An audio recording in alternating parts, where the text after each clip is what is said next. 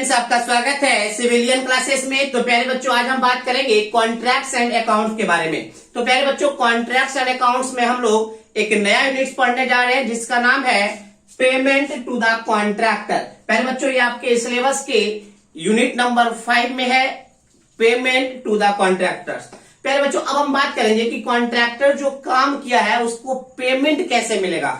That means mode of payment, mainly हमको बात करना है इसमें mode of the payment provide to the contractor, मतलब किस मोड से आप पैसा दीजिएगा कॉन्ट्रैक्टर को। यही बात हम पूरे इस चैप्टर में डील करेंगे और चैप्टर का नाम भी वही है, payment to the contractor. Contractor को किस प्रकार से पेमेंट किया जाता है, ठीक है ना प्यारे बच्चों।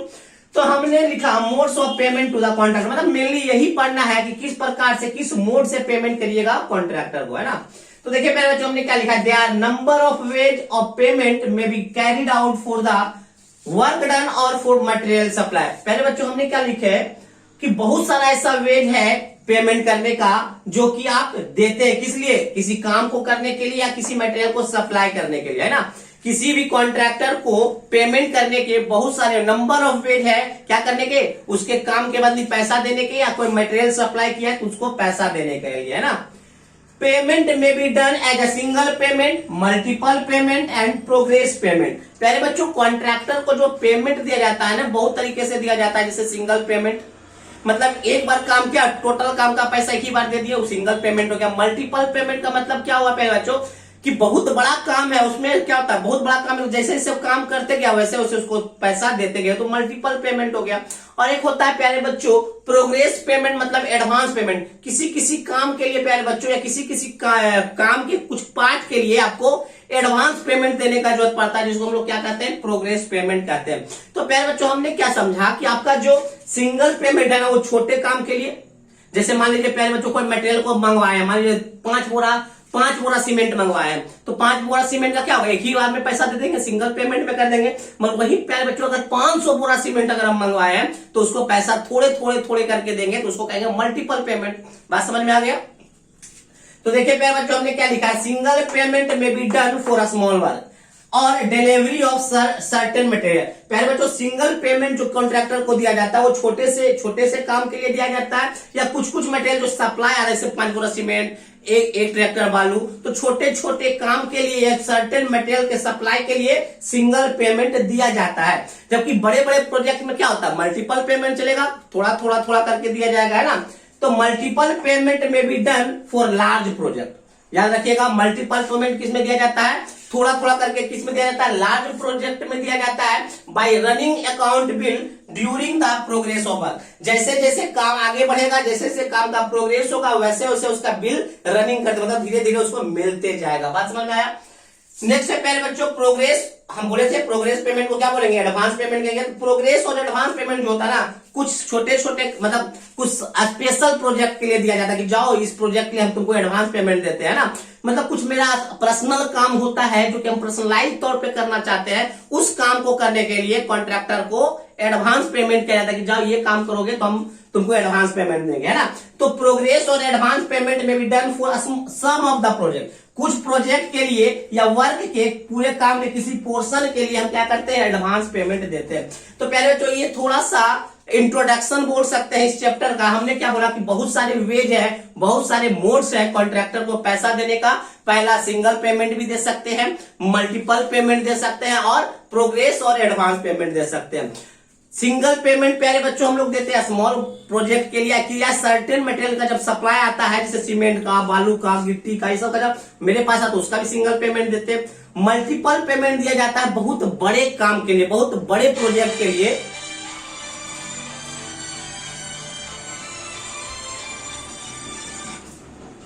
क्या बोले प्यारे बच्चों, मल्टीपल आपका जो पेमेंट दिया जाता है बहुत बड़े प्रोजेक्ट के लिए दिया जाता है ना, और रनिंग अकाउंट बिल में चढ़ते जाता है ना। और प्रोग्रेस और एडवांस पेमेंट जो होता है ना, वो सम ऑफ द प्रोजेक्ट, छोटे मतलब कुछ स्पेशल प्रोजेक्ट के लिए और या पूरे काम के किसी खास पोर्शन के लिए दिया जाता है, ठीक है प्यारे बच्चों। तो चलिए अब हम कुछ नाम देखेंगे, पेमेंट के नाम को देखेंगे किस प्रकार से पेमेंट किया जाता है, ठीक है ना। तो पहले आप इसको नोट डाउन कर लीजिए, इसको पहले नोट डाउन कीजिए प्यारे बच्चों।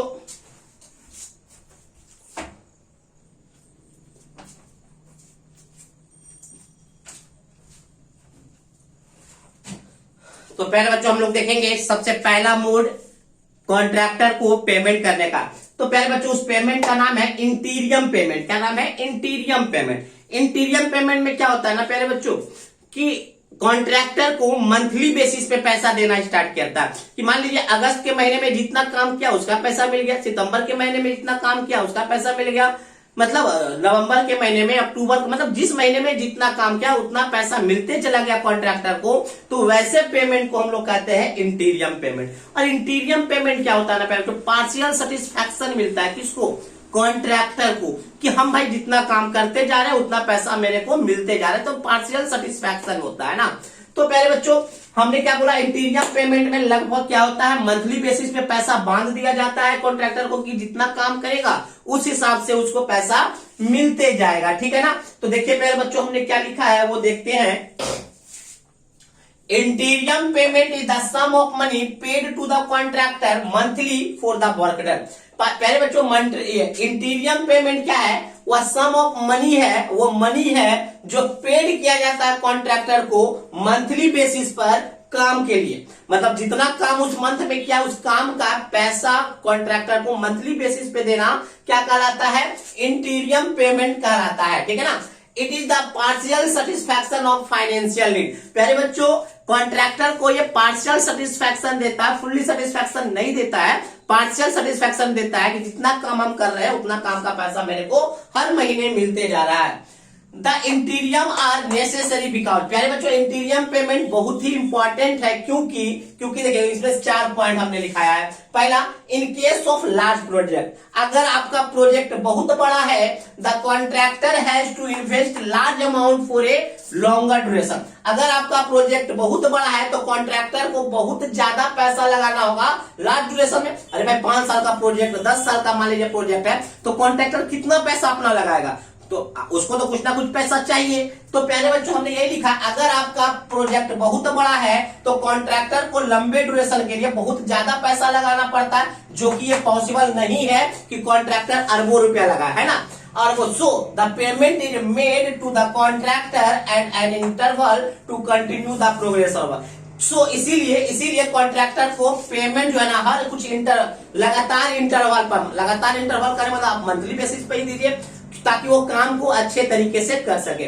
फिर से सुनिए पहले बच्चों हमने क्या बोला, इंटीरियर पेमेंट बहुत ही नेसेसरी है क्योंकि पहला पॉइंट हमने बताया कि अगर आपका प्रोजेक्ट बहुत बड़ा है तो बहुत बड़ा प्रोजेक्ट बहुत लंबे ड्यूरेशन में बनेगा और बहुत लंबे ड्यूरेशन में कॉन्ट्रैक्टर का बहुत बड़ा पैसा, बहुत बड़ा अमाउंट लगने वाला है, जो कि उतना अमाउंट वो नहीं लगा सकता, वो उतना पॉसिबल नहीं है ना। तो प्यारे बच्चों ये तो क्या होना पड़ेगा, जो आपका क्या डिपार्टमेंट है, जो उसका हेड है, उसको कुछ ना कुछ पैसा हर कंटिन्यू इंटरवल पे देना पड़ेगा, मतलब मंथली देना पड़ेगा ताकि वो काम को अच्छे तरीके से कर सके, ठीक है ना। Next, amount of money required to the contractor against the material purchased by him.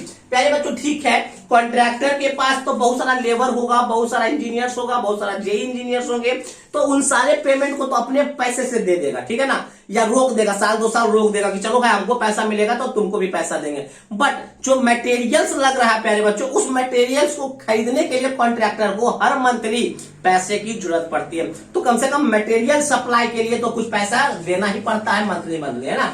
Next, इंटीरियम payment also indicate the approximate value of work done by contractor. पहले बच्चों इंटीरियम पेमेंट ये बताता है कि लगभग इतना काम कॉन्ट्रैक्टर के द्वारा किया गया है। हमने आपको पहले ही बता दिया कि इंटीरियम पेमेंट वह पेमेंट है जो कॉन्ट्रैक्टर को मंथली बेसिस पे दिया जाता है उसके काम के अनुसार। तो इंटीरियम पेमेंट ये भी दिखाता है कि कितना काम कॉन्ट्रैक्टर के द्वारा किया गया है ना, उसी के अनुसार उसको पैसा मिल रहा है। The engineering in charge measured all the work done by him। प्यारे बच्चों देखिए हमने क्या बोला कि कॉन्ट्रैक्टर को आपको क्या मिलेगा, काम के बदले हर महीने पैसा मिलेगा, जितना काम करेगा उतना पैसा मिलेगा। तो काम कितना कर रहा है कॉन्ट्रैक्टर, वो इंजीनियरिंग इंचार्ज क्या करेगा, मेजर करेगा, है ना। और payment is made after necessary reduction. मान लीजिए प्यारे बच्चों वो 5 लाख रुपया का काम कर चुका है, 5 लाख रुपया का वो काम कर चुका है, तो 5 लाख रुपया नहीं देना, कुछ उसमें डिडक्शन करना। जैसे कि अगर उसके पास कोई ड्यूज है, मान लीजिए पहले से वो पेमेंट लेके रखा है तो उसको क्या कर लेना है, वसूल लेना है, तब पैसा देना है। कोई सिक्योरिटी डिपॉजिट है तो उसको जमा करके पैसा देना है। अगर कोई एडवांस रुपया लिया है तो काट लीजिए, वो सबको काटने के बाद जितना पैसा बचेगा वो पेमेंट देना है। तो ये था प्यारे बच्चों आपका इंटीरियम पेमेंट। आपको आई होप आपको समझ में आ गया होगा इंटीरियम पेमेंट क्या है। इंटीरियम पेमेंट मंथली बेसिस पे कॉन्ट्रैक्टर को पैसा दिया जाता है। किस बेसिस पे? मंथली बेसिस पे पैसा दिया जाता है। और क्यों दिया जाता है भाई? तो ताकि वो काम को अच्छे से कर सके। और बहुत बड़े प्रोजेक्ट में क्या होता है ना, लंबा ड्यूरेशन लगता है तो लंबा पैसा लगता है, तो उतना पैसा नहीं लगा सकता है कॉन्ट्रैक्टर। तो डिपार्टमेंट के द्वारा हर महीना उसको कुछ ना कुछ दिया जाता है ताकि वो काम को आसानी से कर सके। चलिए इसको नोट डाउन कीजिए।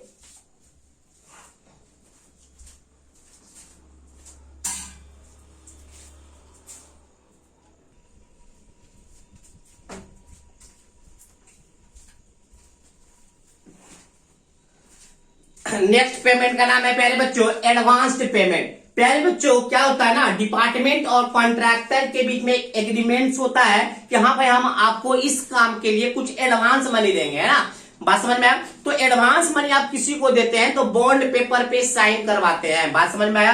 तो प्यारे बच्चों एडवांस पेमेंट में बॉन्ड साइन करने का जरूरत पड़ता है। उस बॉन्ड का नाम हो जाता है प्यारे बच्चों एडवांस पेमेंट बॉन्ड या एडवांस पेमेंट गारंटी बॉन्ड। बात समझ में आ गया प्यारे बच्चों? हमने क्या बोला, जब क्लाइंट और कॉन्ट्रैक्टर के बीच में एक एग्रीमेंट हो जाता है कि नहीं भाई हम आपको इस काम के लिए कुछ एडवांस पेमेंट देंगे, बट इसके लिए आपको बॉन्ड पे, अरे भाई हम उसको पैसा दे रहे हैं, कॉन्ट्रैक्टर को एडवांस में पैसा दे रहे हैं बिना कोई काम किए हुए, तो हम क्या करेंगे, बॉन्ड पे साइन करवाएंगे।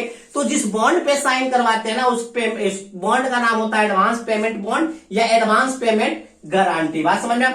और एक चीज याद रखिएगा, जनरली प्यारे बच्चों कभी भी कॉन्ट्रैक्टर को एडवांस पेमेंट नहीं दिया जाता है, बट कुछ स्पेशल काम के लिए, कुछ स्पेशल प्रोजेक्ट के लिए दिया जाता है, ठीक है ना। जनरली नहीं दिया जाता। बट जो आप एडवांस मनी दे रहे हैं इस बात का आपको ध्यान में रखना है कि एडवांस मनी इतना ही देना है जितना काम को काम करवा रहे हैं। मतलब मान लीजिए प्यारे बच्चों मेरा 5 लाख का काम है तो 5 लाख से कम का ही उसको क्या देंगे, एडवांस देंगे। कभी भी काम के वैल्यू से ज्यादा उसको एडवांस मनी नहीं देते हैं, ठीक है ना। तो चलिए प्यारे बच्चों हम यहाँ पे देखते हैं कि क्या लिखे हैं। If the client agrees to make an advance payment to the contractor, अगर आपका क्लाइंट एग्री है, मतलब जो मालिक है, जो ऑनर है, वो एग्री है कॉन्ट्रैक्टर को एडवांस मनी देने के लिए, तो ए बॉन्ड में भी रिक्वायर्ड, तो एक बॉन्ड आपको बनाना पड़ेगा ताकि सिक्योर हो सके कि हम पेमेंट दिए हैं कॉन्ट्रैक्टर को, ताकि ये सिक्योर हो सके कि पेमेंट कॉन्ट्रैक्टर को पड़ चुका है। दिस कॉल्ड, मतलब दिस जो बॉन्ड हम बनाए थे तो उस बॉन्ड के बारे में बोल रहा हूं कि बॉन्ड जो कहलाएगा वो क्या कहलाएगा, एडवांस पेमेंट बॉन्ड कहलाएगा या एडवांस पेमेंट गारंटी कहलाएगा, पेपर गारंटी पेपर कहलाएगा, ठीक है ना। Usually advance payment is not made to the contractor. पहले तो जनरली क्या देखा जाता है, क्लाइंट के द्वारा, मालिक के द्वारा कभी भी कॉन्ट्रैक्टर को एडवांस पेमेंट नहीं दिया जाता है। But under some special cases, बस कुछ खास स्पेशल, कुछ खास वर्क के लिए, कुछ खास प्रोजेक्ट के लिए पेमेंट में भी done without measuring the work. पहले कुछ स्पेशल काम के लिए ही बिना काम को मीजर किए हुए कॉन्ट्रैक्टर को पैसा दिया जाता है। बाकी पहले बार क्या होता था, मेजरमेंट बुक से काम को देख लिया कितना काम किया, काम के अनुसार ही पैसा दिया जाता था। बट एडवांस पेमेंट में बिना काम को मीजर किए हुए कुछ स्पेशल केसेस में पैसा दिया जाता है। But in no cases advance payment exceed the value of work done. But ऐसा कोई भी केस नहीं है कि advance payment value of work done से ज्यादा हो। हमेशा आपको जो एडवांस पैसा देना है कॉन्ट्रैक्टर को, जितना काम करवा रहे हैं उससे बराबर या ज्यादातर उससे कम ही दिया जाता है, उससे ज्यादा नहीं दिया जाता। तो आपको आई होप समझ में आ गया होगा प्यारे बच्चों एडवांस पेमेंट क्या होता है। जब आपका क्लाइंट एग्री कर जाता है कॉन्ट्रैक्टर को एडवांस पैसा देने के लिए, तो एक बॉन्ड का जरूरत पड़ता है ताकि हम ये बता सके, सिक्योर हो सके कि उसको हम पैसा दिए। उस बॉन्ड का नाम होता है एडवांस पेमेंट बॉन्ड या एडवांस पेमेंट गारंटी। पहले जनरली जो होता है ना, कॉन्ट्रैक्टर को पैसा नहीं दिया जाता एडवांस के रूप में बिना काम को मेजर किए हुए, बट इस स्पेशल केसेस में ऐसा होता है। बट आपको ध्यान रखना होगा जितना वैल्यू काम का है उससे कम ही पैसा हम एडवांस के रूप में दें। चलिए, तो ये था आपका एडवांस पेमेंट। दूसरा है प्यारे बच्चों सिक्योर्ड एडवांस पेमेंट। देखिए यहाँ पे 2 वर्ड है, सिक्योर्ड भी है और एडवांस पेमेंट। मतलब एडवांस पेमेंट देना है, मतलब बिना काम को देना, बट उसके लिए सिक्योरिटी ले लेना है। मतलब इसके लिए कुछ ना कुछ हम अपने अंदर रखेंगे। जैसे प्यारे बच्चों बैंक अगर आपको लोन देता है तो कुछ ना कुछ आपसे भी लेता है। अगर जमीन पे लोन लेना है तो जमीन का कागज ले लेगा, उसी प्रकार से ताकि वो सिक्योर हो सके, बैंक सिक्योर हो जाता है। उसी प्रकार से अगर क्लाइंट एडवांस पेमेंट दे रहा है तो कुछ ना कुछ वो भी सिक्योरिटी लेता है। तो प्यारे बच्चों क्या होता है ना, सिक्योर एडवांस पेमेंट उसको कहते हैं कि क्लाइंट जो होता है कॉन्ट्रैक्टर को एडवांस पेमेंट देता है, बट सिक्योरिटी के रूप में क्या लेता है, उस जैसे मान लीजिए जो जिस प्रोजेक्ट को बनाएगा उस प्रोजेक्ट में बहुत सारे मटेरियल्स लगेंगे, तो मटेरियल्स उसको गिराना पड़ेगा, कॉन्ट्रैक्टर को मटेरियल्स गिराना पड़ेगा। कहां पे?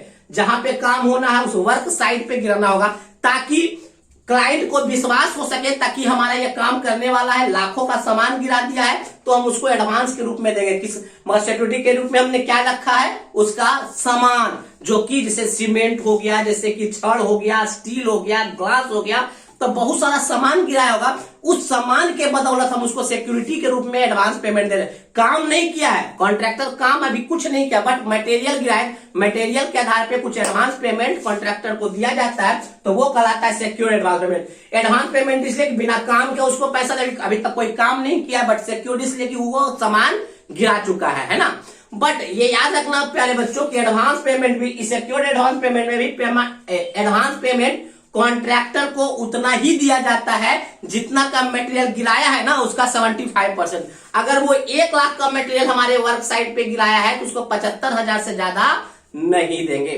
बात समझ में आ गया होगा प्यारे बच्चों। चलिए, और कुछ मटेरियल का तो हम वैल्यू ही नहीं देते, जैसे सैंड हो गया, सुर्खी हो गया, लाइम हो गया, कंकड़ हो गया, ये सब पेरिशेबल मटेरियल कहलाता है, मतलब बर्बाद वाला मटेरियल कहलाता है। तो उसके लिए हम सिक्योर्ड एडवांस पेमेंट नहीं देते हैं। सिक्योर्ड एडवांस पेमेंट देते हैं स्टील के लिए, सीमेंट के लिए, क्या कहता है, आयरन के लिए, ग्लास के लिए, तो बड़े बड़े चीज के लिए देते हैं, ठीक है ना। तो यही बात हमने यहाँ पे लिखा है प्यारे बच्चों, and advance payment made to the contractor on the basis of security of material brought by contractor to the site of work. प्यारे बच्चों क्या बोला? एडवांस पेमेंट कॉन्ट्रैक्टर को बनाया जाता है किसके बेसिस पे? जितना मटेरियल को खरीदा है ना कॉन्ट्रैक्टर, कहां पे रखा है? वर्क साइट पे रखा है, उसके आधार पे दिया जाता है, ठीक है ना। The amount of secured should not be more than 75% of cost of material brought by the contractor to the site। प्यारे बच्चों, secured एडवांस पेमेंट उतना ही दिया जाता है जितना मटेरियल गिराया है उसका 75%, ठीक है ना। Next, for lime, surkhi, sand, kankar etc are considered at perishable material. Perishable का मटेरियल होता है बर्बाद होने वाला मटेरियल। पेरिशेबल का मतलब क्या होता है? बर्बाद, तो बर्बाद होना। तो लाइम, सुर्खी, सैंड, कंकड़, ये सब जो मटेरियल होता है ना वो बर्बाद होने वाला मटेरियल है, तो इसलिए इन सब के लिए एडवांस पेमेंट नहीं बनता है। तो प्यारे बच्चों, दोनों में अंतर समझ में आ गया होगा, एडवांस पेमेंट और secured advance payment. Advance payment में डायरेक्टली पैसा कॉन्ट्रैक्टर को एडवांस के रूप में दे दिया जाता है, बट सिक्योर्ड एडवांस पेमेंट में एडवांस पेमेंट दिया जाता है बिना काम का। यहां भी काम नहीं हुआ, यहां भी काम नहीं हुआ, बट यहां पर क्या हुआ ना, मटेरियल्स के बेसिस पे दिया कि कितना कॉन्ट्रैक्टर मटेरियल्स हमारे साइड पे गिराया उसका 75% हमने दे दिया, ठीक है प्यारे बच्चों। तो प्यारे बच्चों, आज हम स्टार्ट किए थे यूनिट नंबर 5 जिसका नाम था पेमेंट टू द कॉन्ट्रैक्टर। बहुत ही छोटा सा यूनिट है प्यारे बच्चों। तो इसमें मेनली हमने इंट्रोडक्शन के बारे में पढ़ा, फिर हमने पढ़ा इंटीरियम पेमेंट क्या होता है, फिर हमने पढ़ा एडवांस पेमेंट क्या होता है, फिर हमने पढ़ा सिक्योर्ड एडवांस पेमेंट क्या होता है। प्यारे बच्चों, अगर किसी भी पॉइंट में थोड़ा सा भी प्रॉब्लम हो समझने में तो हमारे नंबर पे कॉल कर सकते हैं, है ना।